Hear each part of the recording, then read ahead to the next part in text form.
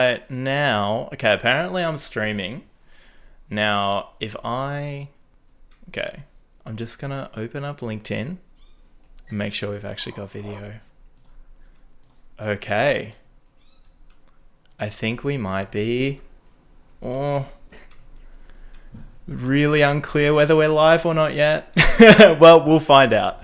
Do you want me to check? Oh, no, we are. Okay, cool. We are. Celeste, we're live on LinkedIn. Hello, everybody on LinkedIn Live. Hi, everyone. I'm just gonna open up. I will check if any questions are coming through because hmm I've got like the chat over here. So if anybody comes through, what's the purpose of our stream today? Right, we're talking about everything going on with the coronavirus and architects. Yeah, absolutely. Well, it was really nice to see you back in January in Melbourne. We got Yes. to catch up then in Yeah. person, probably for Yeah. the first time, which I think was um, Yeah. a long time coming. Mm-hmm.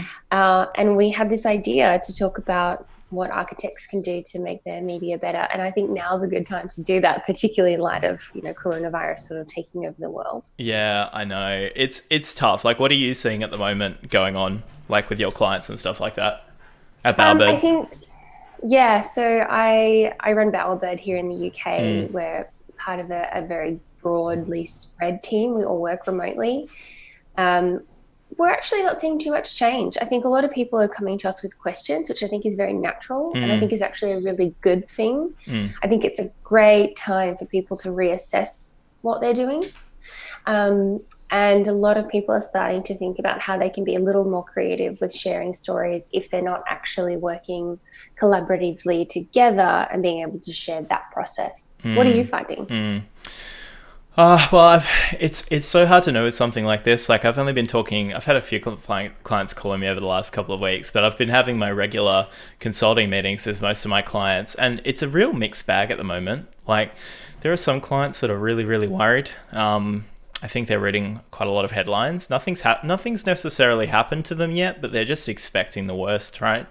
Yeah. And a couple of clients might have like had one or two projects put on hold, and they're assuming that that's going to happen to the rest of their work as well. And that might be a possibility, but it also might not be. It's really hard to know. So the biggest thing that I'm seeing at the moment is this big division between clients who are like, I'm so scared that I just want to focus on the projects that I've got right now, making this transition to work from home, and I don't want to think about anything outside of that, right? There's like that group. And then there's the other group who are like really, really exciting to talk to because they're like, oh my God, this is great. I've got so much time now. I've got everything's just kind of gone out of the way. Like, Yeah. even if they have lost a couple of projects, not that they even have, but they're thinking, if I lose projects, like that's okay. It just means that that's like, a couple of months where I can really just work on some of that stuff that we've been talking about. And I'm like, oh, that's brilliant. Like, that's Mm. really, really good. So, It's a really interesting perspective, right? I actually had a conversation with someone yesterday who said, look, we have time to market ourselves. What should we be doing in a time like this? yeah, Which I think was a really great question to yeah, ask. yeah, And I think that a lot of practices, unfortunately, when it comes to a pinch, I mean, we saw this in 2008. yeah, Everything kind of becomes a bit DIY. Practices yeah, cut marketing. It feels like a dispensable, I guess, part of your business, but really, yeah, it's the thing that is going to keep you floating at the end. yeah, So I guess my advice to any practice in a time of a financial pinch, or particularly in a crisis that's felt not only throughout the industry but more globally and mm, broader, is just keep kind of just keep going. yeah, Consistency is the most important yeah, thing. Consistency. yeah. Like It's so I hard think it though. was It's so actually so hard. tricky. But at the same time, there are a lot of things that practices don't do and could. I think a lot of practices, when you look at the marketing mix, they Mm, invest in awards, which is mm, great. They invest maybe in publishing their project and maybe social media. yeah, So many miss out on thought leadership. yeah, So many, kind of forget that they can actually author their own content. yeah, So I think this is a really great time for thought leadership, position yourself, but also to, I think, as you said before, when people have a lot more time or may have more time, it's a nice way to step back and look at what your, I guess, ethos and messaging actually is, kind Yeah. of use it to reassess and replan. Yeah, definitely. And I think that's also helpful for getting over the frighteningness of stuff Yes. that's happening as well. I think people should probably slow down and think, you know, more than just even sleep on it for a month, whatever you're thinking about changing, because you might not even need to change what your approach is that much, or you might, but it's best to give it a little bit of time to just like discuss it more, think about it, see how things change. I mean, things are changing so quickly. What it was like a week ago, if you'd have made decisions a week ago or a week before that or a week before that, they were all, superseded the Redundant following now. week. Yeah. Nobody's been through anything like this before. There's so many people on LinkedIn that have all the answers right now. It's like, were you around in 1918? Like, but yeah, just to kind of slow things down. And I think also trying to not react to stuff that hasn't happened yet as much. I think is also quite key, because we're definitely in a space right now where it's very easy to imagine the worst case scenario and not really think about what's probably more likely, which is it's going to be somewhere between the most optimistic and most pessimistic. It'll probably be somewhere in the middle. And yeah, it's a really good chance to get some of those fundamentals right, as you were pointing out. But you're right, going back to that initial point you made about the big challenges when you're kind of separated from the work, a little bit separated from the projects themselves, whether they're slowing down or whether you're not able to go back and do those finishing touches, or you're not able to get hold of your photographer. Site visits become a challenge if we're all confined to our spare bedrooms. Yep. That you could look at that as like, or just throw in the towel at that point, or you could go, well, what do I have at my disposal? I have a phone, I have Microsoft Word, I have some books I can read. Maybe it's time to write something. Maybe it's time to make a video, or even what we're doing right now. I mean, your standard practice when you're out, building brand awareness around Bowerbird is to find practices and invite them to meet, right, and have a coffee and do things like that and keep it very social. And that's your approach, but your approach has to change now because we're not going to cafes. So there's like, Well, it does and it doesn't, because I mean, yeah, it sort of feels a little bit business as usual, I guess, in a way. Obviously, it's not, this is a really yeah, trying time that we're going through, but I think I think people are very adaptable, and video calls are amazing. People yeah, don't like doing them, yeah. but I don't get that. I love them. I love them because you can still see someone. Yeah, And I think I can't do a phone call. I really struggle on the phone because I can't see the cues of the other person that I'm speaking to. yeah. Which you're dealing with right now, because to do this stream, I had to turn off your video. Yeah. Yeah, which kind of sucks. But yeah, I know things are definitely different. It's it's that thought leadership point you raised is super valid, and I've definitely the clients that I've had that have been a lot more jumping towards that, like, taking action in a crisis, which I love. The first place they've gone is, okay, I do need to start writing something or doing something, but they've been sort of like entertaining that idea for a long time and never like really fully resolved how they should approach it or might be able to start approaching it. It's like, and particularly at a time like this where people feel kind of sensitive about, I don't want to go out there and, I don't know. It seems like if people have a tendency to be reluctant towards rocking the boat, or they're worried that their opinions or their point of view might not be, popular with absolutely everybody. Times like these, it can feel a little bit more self-conscious about going out there with that type of stuff. So I wonder how you would kind of think through some of those issues. Well, I think thought leadership is different for every practice. And what I advised yesterday for the practice that I did speak to was, what do you think you could actually write about? Yeah. not even like going and trying to find a way to, like not a listicle about 10 ways to be No. working from home Storage. successful. Hey, I did one of those last week. Take that Sorry. back. Sorry. I did my top 4 tips. Oh, shame. Called Well, your out. tips are great because you Well, always work from home. yeah, I've been doing it before. It But was cool. So, yeah.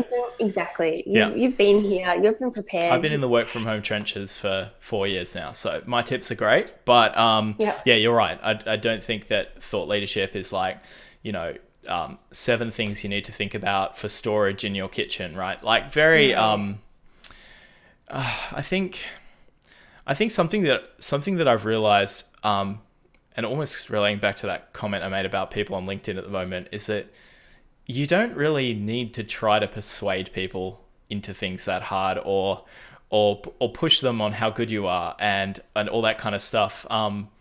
It and that sort of top storage tips, I feel like, and things like that are just another form of that. I mean, we're all guilty of it, particularly when you're getting started, because it's accessible. It's like, okay, I can understand the basic things I can write about. I could write about architect versus building designer, like topics that have just been done to death, things that have been there a million times. But it's taking that step back and sort of being a little bit more analytical about what your actual perspective is on things that are happening at the moment, that I think is what people kind of value. I'm loving I mentioned LinkedIn again because I think it's like become the place for architects to let their hair down a little bit at the moment. But I'm seeing more people's faces, smushed up into their webcam, recording little vlog videos than I've seen in the last like 5 years. It's like an absolute dream come true for me. I'm seeing blog posts, I'm seeing videos. I've had 2 calls from firms in the last week saying, we're going to start a podcast through this crisis. Could you give us some advice on like different apps and microphones and things like that? And I'm like, that's Fantastic. incredible. There's only about 6 podcasts about architecture on the whole planet. And there might be another like 50 popping up in the next month. So it's very cool. It's really interesting how people feel as though they want to connect to audiences as well, because in a time like this, we are all siloed. I'm in my house, you're in yours. Yep. How do we stay connected that's not just video? I think podcast is amazing because you're reaching a lot of people and telling stories. And I really just think that all marketing, any communication that you do, it comes back to storytelling. Yep. Like what's your message and your ethos, and how are you going to tell me, the person who you want to either buy your service or know about your service, how are you going to tell me your story? And I know that that's kind of an overused phrase, and it sort of feels a little done to death and a bit maybe like Pinterest inspirational. But really, like, I think practices and architecture is still dealing with a hangover of not ever wanting to market itself. It felt that it was always so separate from the other arts, but really it requires the same amount of, I guess you would say, promotion as other art forms. And I think that practices are starting to wake up to that now. There's a lot of younger directors coming through. There's a lot more engagement with PR agencies, a lot more engagement with people like me who go to work in-house. And those teams are starting to be trusted more and have the tools that they need to do their job more, but there's still a long way to go. So it is changing. There's a lot more marketing activity going on, and it's feeling more palatable to the industry. And let's have a look at the effects of what that is. Number one, more people know about architecture. Incredible. I think the statistic for the buildings associated to the built environment in Australia is less than 1%. I'm not sure if that has been updated since that's in terms of the number of buildings that are designed by architects. Yeah, everyone throws around this number like 1% or 5% or something. It's on my to-do list to actually try and figure out a way to verify that number. The RIBA here in the UK released that stat of in here, and here it's 5%, but in Australia it's less than 1%. Yeah. So if we can keep to sharing those stories, we can grow that number exponentially. And that doesn't just impact architects either. I think architects always think about the profession as being of architects. But there are so many, facets or subcategories, or even just categories, not subcategories, but other people who work in the profession who are just as invested emotionally and, professionally. Yeah. You've got your PR managers, your photographers, your writers, people like you and, all of these people who contribute and get these stories out there, magazine editors, publications, they help it tick along too. So it's starting to look at the profession as a whole and investing in what strings you need to pull when. And I think right now, everyone should just be going a bit harder. Yeah. Just don't stop. Yeah, there's lots of different ways that you can approach it. Sometimes I try to think about like what sort of questions do you need to ask a practice to help them figure out what would be the right approach for them. The first thing that I want to think about is in terms of what's their outside of work, what is their level of interest in different kinds of digital content, if you could call it that. Are they big news junkies? Are they big are they big fiction readers? Are they big YouTube subscribers to people? Do they smash 99% Invisible, This American Life podcasts at the gym 24 hours a day? I kind of want to know what their sort of their own palette of stuff is, what they're accustomed to, because somebody who's never visited YouTube should probably not start making a series of vlogs right now. Like you have to be aware and sort of read the room of like what works as kind of content idea, and then once that usually unlocks something for somebody where they're like, oh my God, I listen to podcasts like all the time. And I'll be like, okay, which podcasts? And then you start generating ideas based on the things that they're familiar with. Because I think as a beginner, you don't want to like reinvent the wheel all that much, right? Like, I think you actually kind of want to try and copy as closely as possible something from somebody else or somewhere else about something else that you enjoy, that you like, and to be like, I'm going to do something similar to that for my own audience or for my own profession, just as a starting point. Because I think like a format then dictates like how you approach it within that. What type of content is it? What is my tone of voice? But if you can narrow it down to, I love listening to conversational podcasts that just go on for hours and hours, that starts to give you quite a good direction in terms of, you don't really have to worry about what am I trying to say. You can kind of just go, okay, I know I want to do something like that because that's what I like. So I think as well, it will come back to audience in that sense as well. Who are you actually targeting, and who do you want to speak to? What kinds of, and you can sort of answer that question by thinking, well, what kinds of projects do I want to do in the next year? What projects do I want to do in the next 5 years? And what projects do I want to do in the next 10 years? Yep. Because that timeline really informs, I guess, what you would call a media strategy. Yep. I hate using the word strategy because a lot of people kind of get bogged down in the weight of it. Yep. But really, well, no, it informs your decisions. It gives them it puts some weight behind different approaches, right? Like you might lean one way for one type of audience and another way for another. So it helps you make decisions, because the biggest issue is that we have too many choices. There's too many things you can do. And most of them are not going to be a good, I'll do this with a client normally. I just keep like a Word document of like 40 or 50 different marketing channels that are out there, including everything from like podcasts all the way up to Super Bowl ads, right? Not that any firms are going to be doing that, but we go, okay, based on the objective that we have for this plan, who this target audience is, we can quickly eliminate like 45 of these 50 things.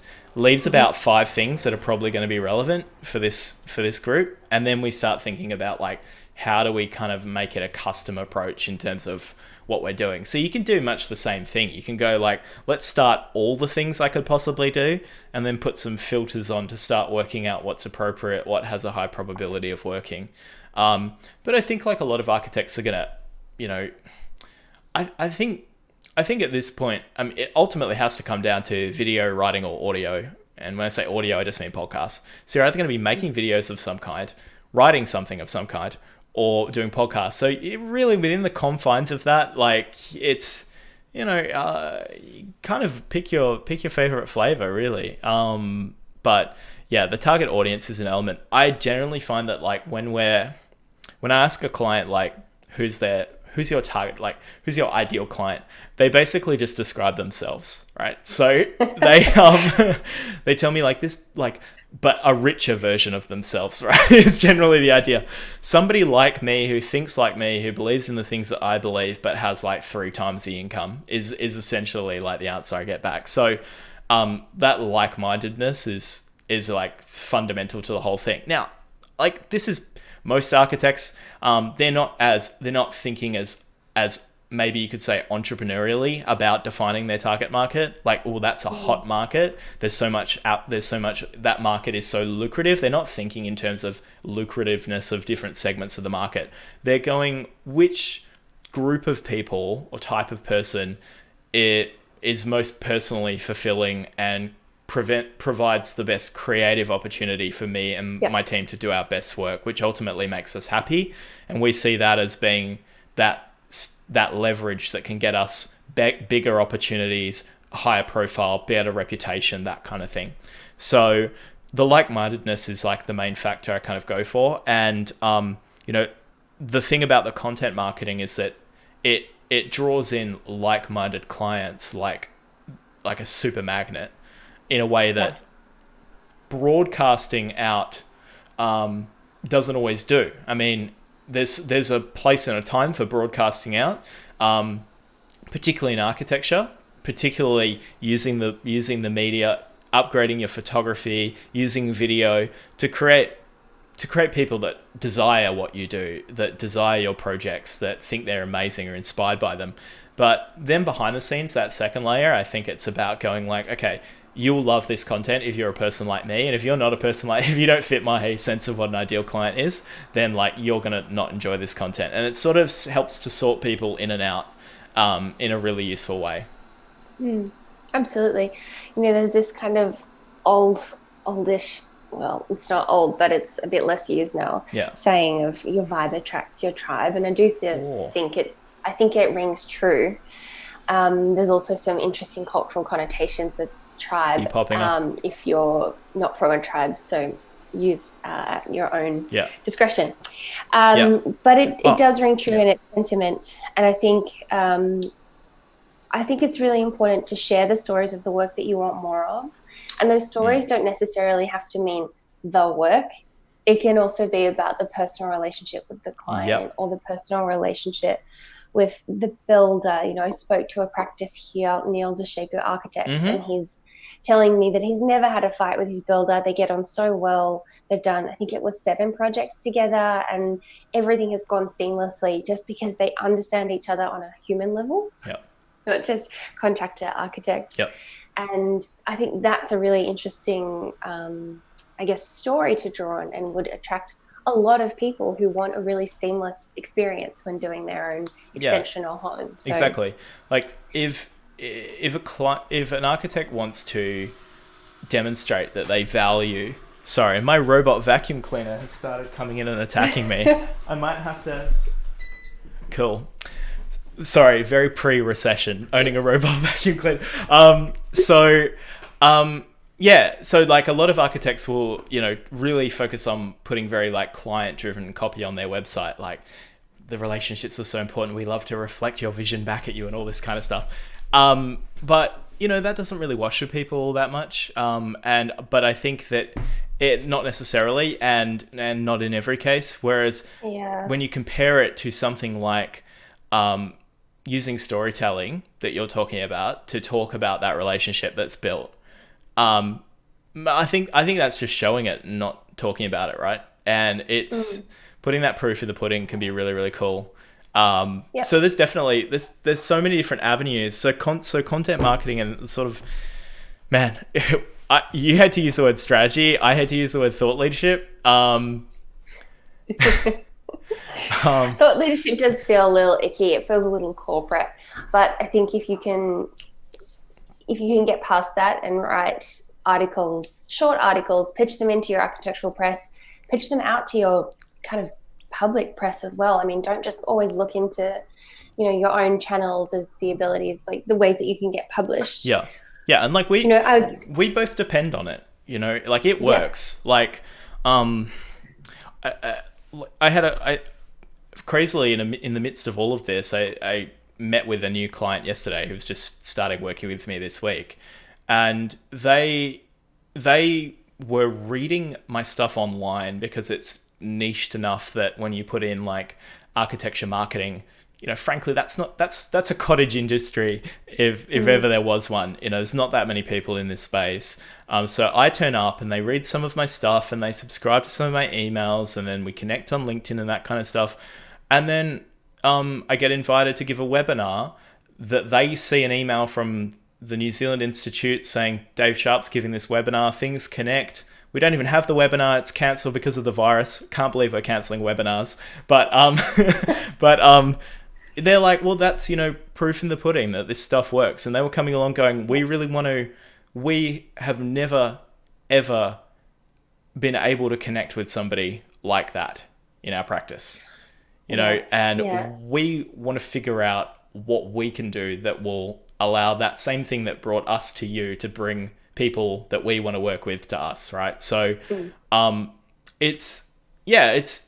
don't know what it is. It invariably works though. I feel like if somebody... It's exposure. Yeah. It's exposure in the right places. A lot of practices go, well, how can I bring in clients? Well, if you're not telling anybody about what you do, no one's going to know. Yeah. So get your work published, share your publishing. Like, so if Dazine pick you up or Arc Daily, celebrate it, because every time you celebrate these publications, you create validation both for your own project that was featured there and for that publication, and that is immeasurably valuable.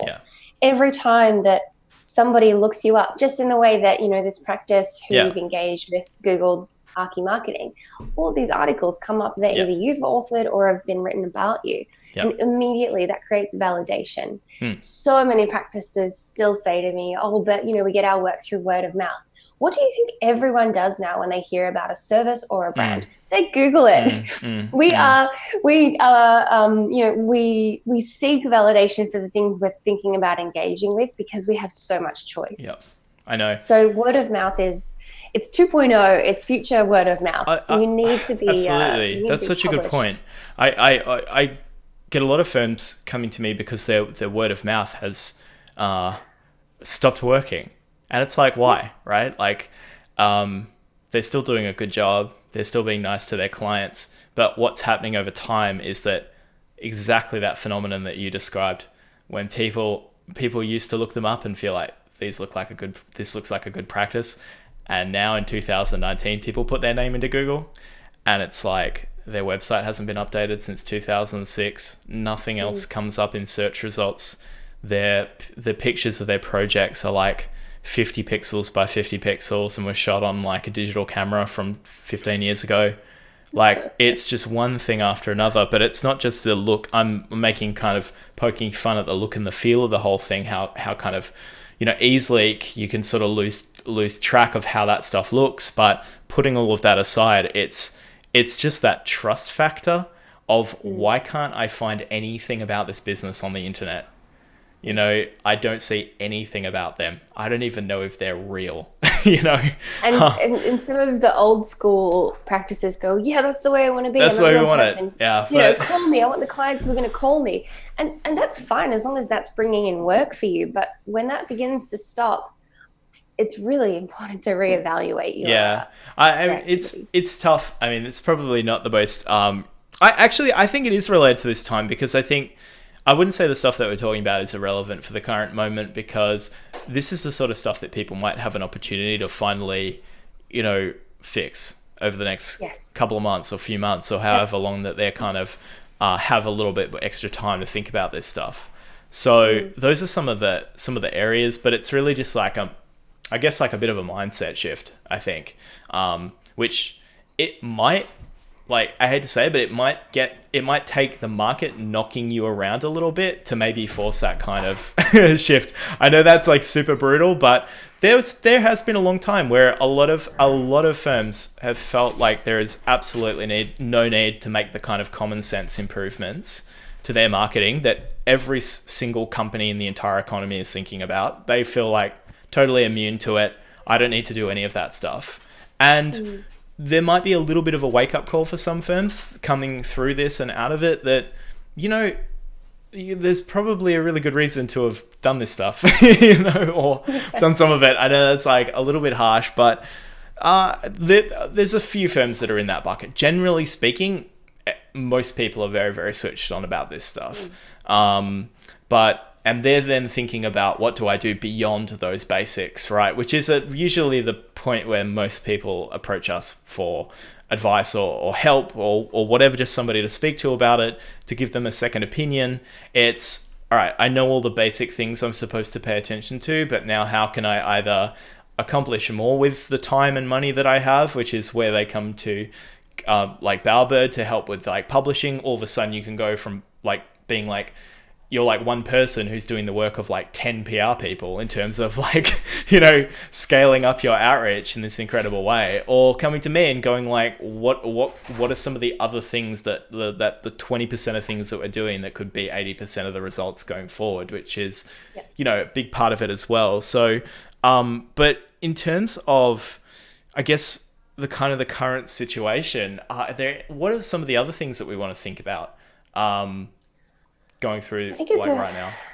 I mean, immediately it's a great time to take stock, as we've just sort of said, look at your messaging, look at your website, look at your social media. Is it portraying the practice that you want people to see you as? I think taking some time out to actually look at what you're doing is fantastic.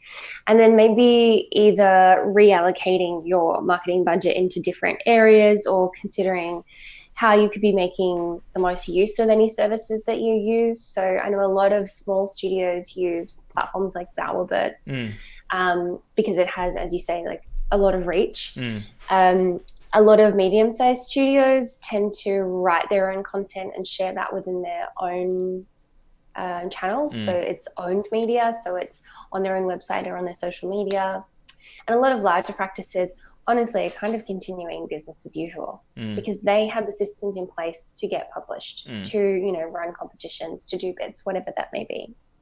So I think in terms of what people can do now is reassess and then do more.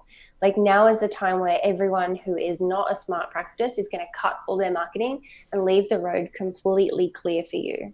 So a lot of people stop marketing when there's a pinch.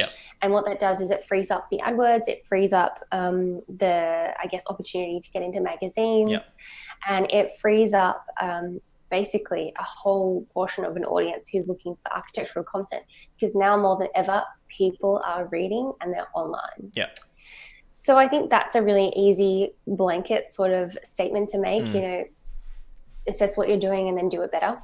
Do better and do more of it. Always harsh, no pain, no gain advice coming from us in this case. Like, they're really like, that's it, like, you try and do more. You try and do as much as you can like muster up, like, I mean, we've both had like difficult situations with our own businesses over the last couple of weeks. And it's kind of, you don't always want to like get back on the horse and then do like a LinkedIn live stream at dinner time on a Tuesday night, or in your case, wake up early on a 7 o'clock on a Tuesday morning.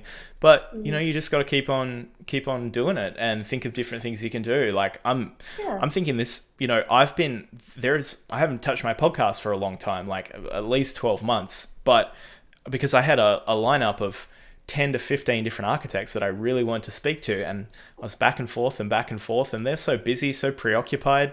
We were never going to end up ever locking in a time to do those interviews. But guess what? A whole bunch of people's schedules just got a whole lot more empty. So I'm starting to think, well, now's a really good time to get a ton of those podcast episodes in the can and start thinking about cleaning up the blog, doing some stuff like that, because I know there's going to be a real big increase in search traffic a month from now, 2 months from now, for marketing plans and advice for architects as they're coming out of this thing. So you just have to do that assessment, look around, think double down. I think I mean, we definitely have, I guess, a pretty like big conflict of interest in that area. But I think the thing is that the reality is that doing marketing does work, right? And so at least our incentives and our conflict of interest is aligned with the client in this case. Like, I wouldn't recommend, any architect. It would be like it would be like a big pharmaceutical company going, okay, to cut costs, we should turn off research and development.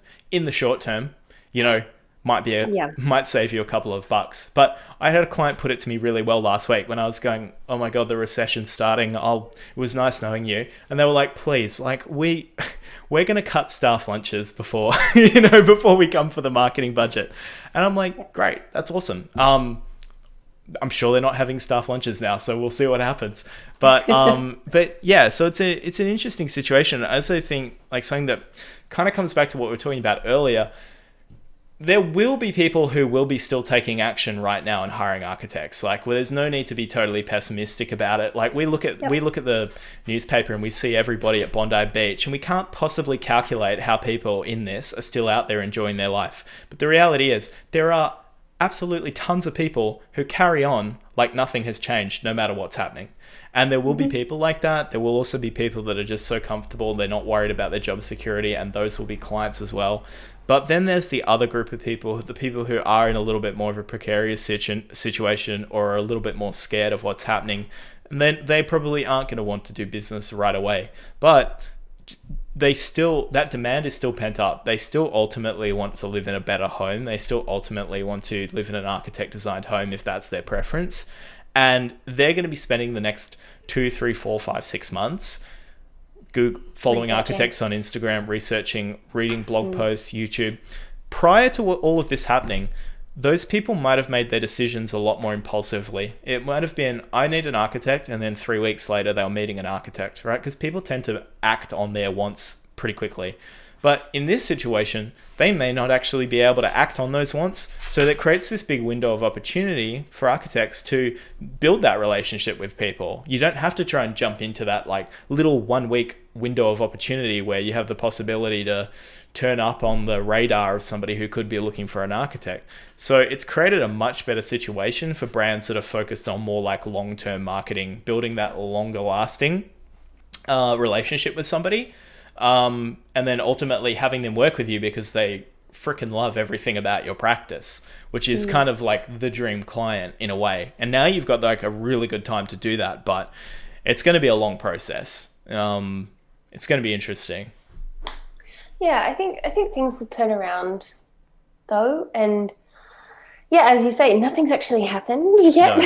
I mean, a lot of people will put things. There'll be some people out there that, I mean, some stuff is happening, but you've probably dealt with this a lot as well. But in our work, we work with a large volume of customers. Not like architects. Typically, it's a small handful. We work with a much bigger group of people.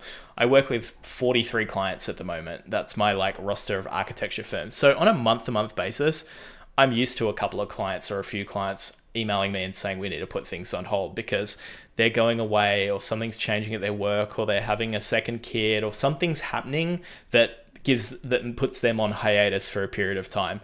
It's not a recession in the economy, but it's like a recession in their schedule. It's a recession in something that's very short term for them. In their capacity. Yeah. They are unable to pay any attention towards anything marketing related for a month, 2 months, 3 months, and that's totally okay. They might even just be so busy that they can't even possibly carve out a single 15-minute spot in their calendar. But the point is that we're kind of accustomed to a couple of clients sort of jumping out, dropping out here and there. And we have to get comfortable with the idea that that's not going to turn into all 40 walking out the door tomorrow. Like you can very easily focus in on those individual incidents and blow it up quite out of proportion and go, the whole thing's going to go that way. But I think you're right. I think it's going to turn around. Have you seen that movie, The Big Short? Yeah. I feel like that guy who's like still buying Bear Stearns stock as the price is going to zero, but just doesn't know. All this today, as I said earlier in the conversation, we don't know what the world will look like tomorrow. Everything is changing so quickly. True. But at the current time, I think people do have.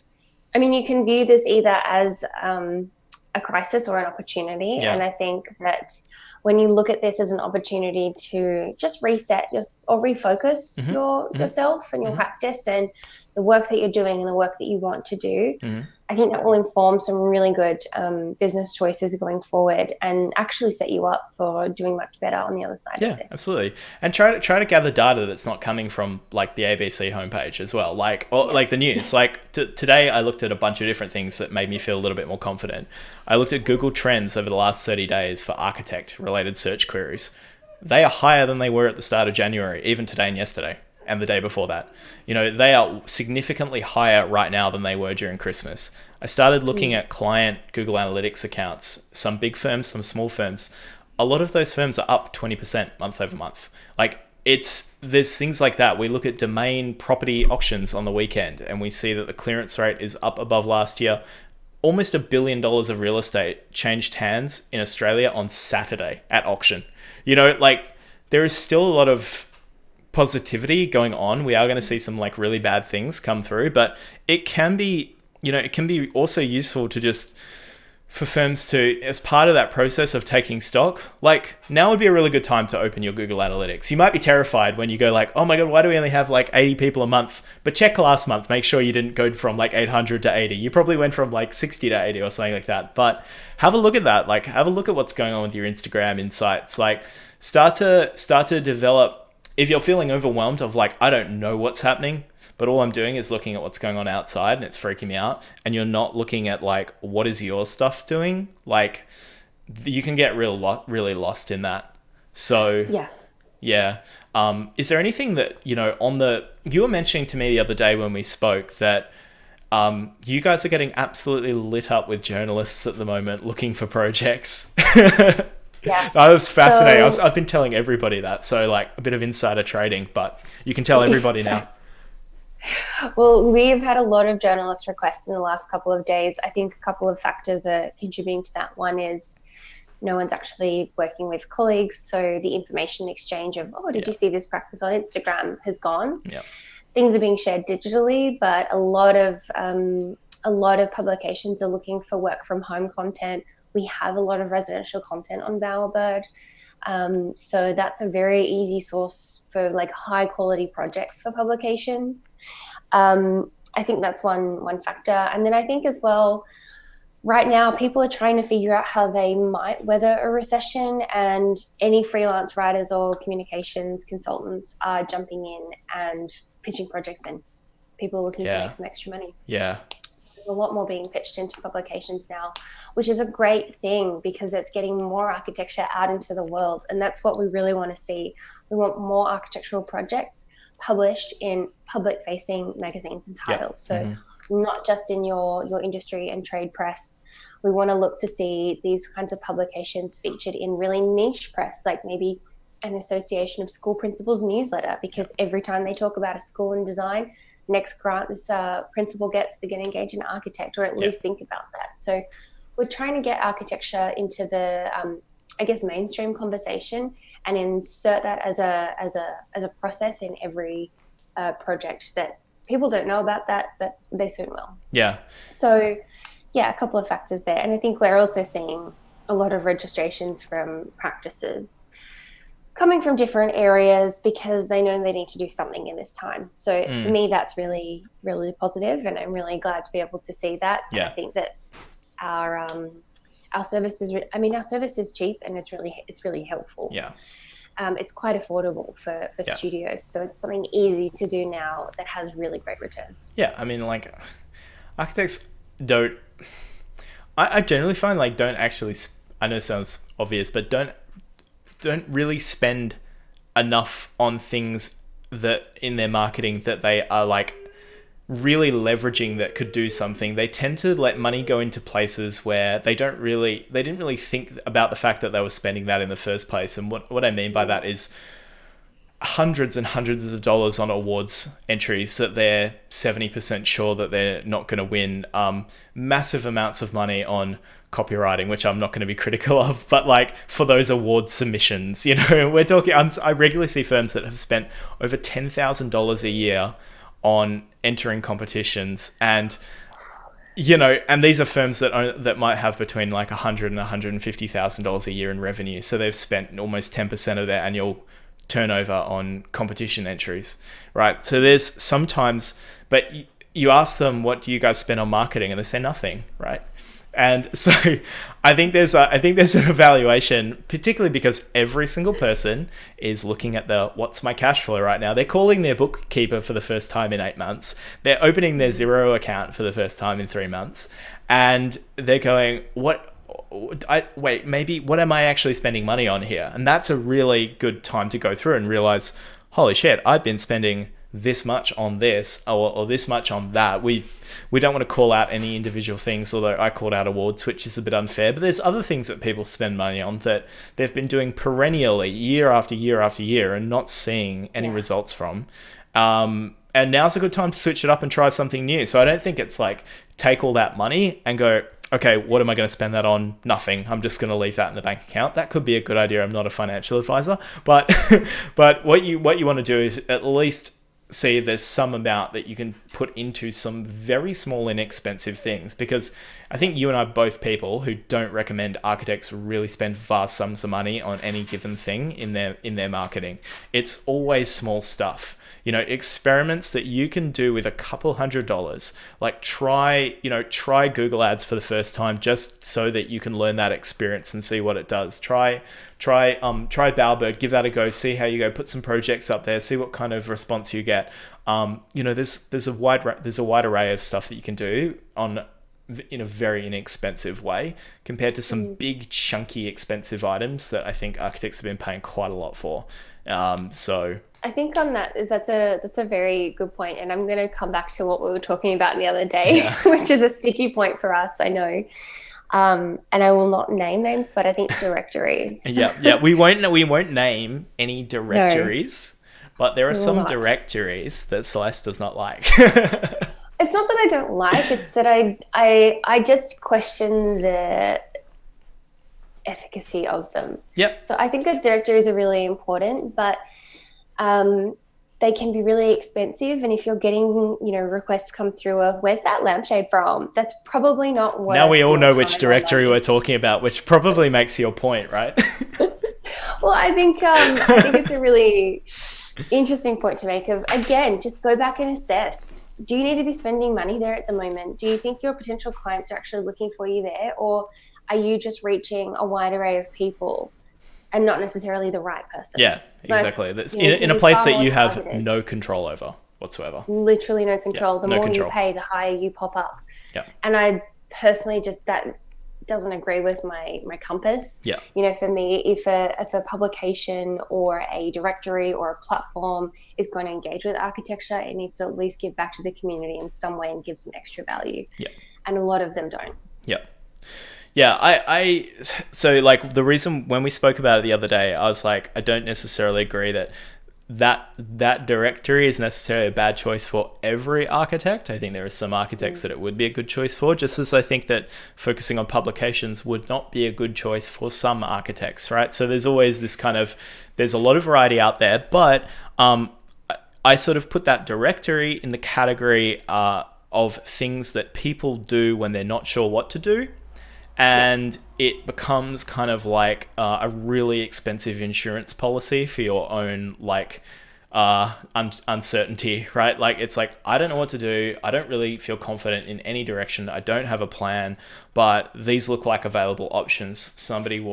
I can delegate this kind of the worry about it of doing nothing to somebody for this much a month.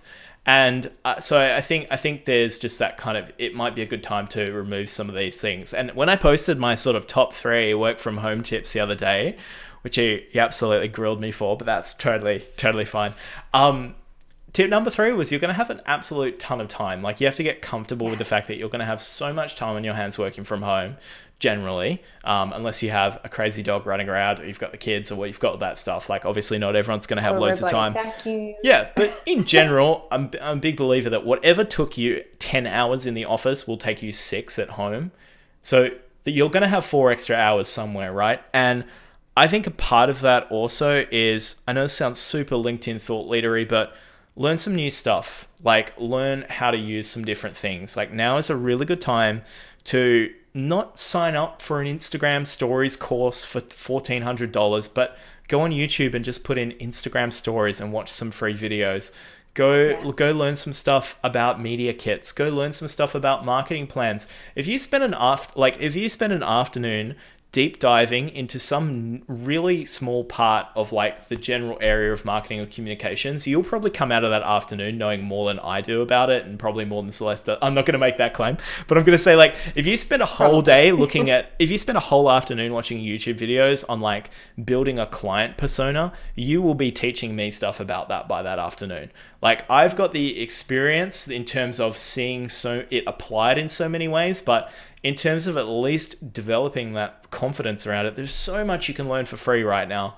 And so, like, if anybody's there, like, working on one monitor, they've got nobody distracting them, even just wanting to have something on the other screen, if you're lucky enough to have got another screen before Officeworks sold out, that's just like, put on a tutorial about something, learn something different.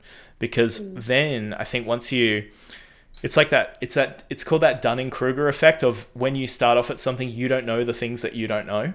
And that's where you end up paying for some expensive directories and paying a lot of money entering awards.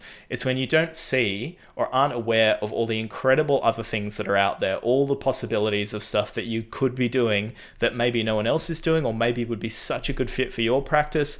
And if you just start like watching some stuff, trying to get a little bit more informed, trying to figure out who are the sort of the contemporary people that are talking about this, maybe watch some of their talks, that kind of stuff, just YouTube it, you're going to start realizing that, oh man, what I was doing, that wasn't right, and you're going to be so much more informed. I think it's just a real possibility that if done the right way, whether this whole thing is like a month or 6 months, there's going to be firms that can come out the other end, at least from a branding and communication and CEO thought process around those two areas, they can come out of it like a lot better than they went in.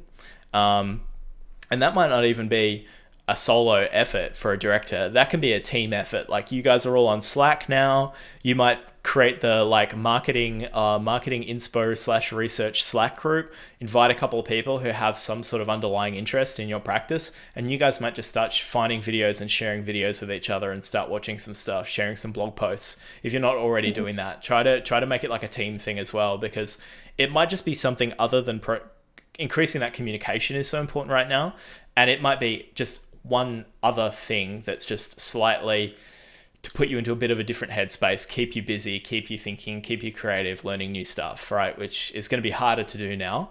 But yeah, I don't know. Maybe as my kind of like concluder, I think that that would be it. Like, everybody is kind of going to put, everybody on LinkedIn, all the marketing people are going to put a lot of pressure on you to like do stuff, take action, and we're saying that, and that's good, but that's not for everybody. If you're not in a take action like state of mind right now, then I would just be watch YouTube and learn stuff about marketing and communication, apps, research, tools. refocus. Just spend the next 3 months in student mode and go, I'm going to come out of this, I'm going to read like the top 10 books on Goodreads about marketing and social media and business and sales. So those are all, I mean, you read the top 10. You read like one Seth Godin book, you understand Seth Godin. You read a Gary Vaynerchuk book, you read a just read like that stuff, watch some YouTube stuff, do some tutorials, learn about a new tool that you've not used before. Dude, that would be, as you can tell, I get really excited about the idea of people doing that. You do. Look, I think that's like the perfect point to end on, really. Yeah. It's been so fun going live with you. I think I need to watch this back afterwards. I'm worried that I've been very fidgety, actually. No, I've just been praying the whole time that our audio was working. So if I watch this back and there's no audio, I don't know what I'm going to do. So we'll see. No, you haven't been fidgety at all. This has been awesome. We should... If the video recording went well, we didn't get any questions, which is somewhat alarming that there wasn't audio from my point of view, but but we'll be okay. And yeah, we should do it again maybe in a few weeks' time. That sounds really good. Awesome. Thank you so much for having me. No worries. Anything you want to plug? I mean, I think I would just plug Savvy Business Practice at the moment. Love it. Think about what you've got, think about what you could do, and use the time to just improve your marketing all around, and just don't stop it. Don't turn it off because you're worried. Think of it as an opportunity and keep that positive outlook.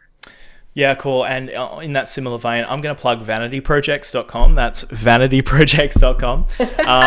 If you are going through a planning process in your marketing and you need somebody to talk to about it, somebody who's been there before, somebody who was in their early teens in 2008, but could see it all happening from a distance, then come speak to me. Go to vanityprojects.com and we'll book in some time. And that's it. Thanks, See you, Dave. Celeste. Bye.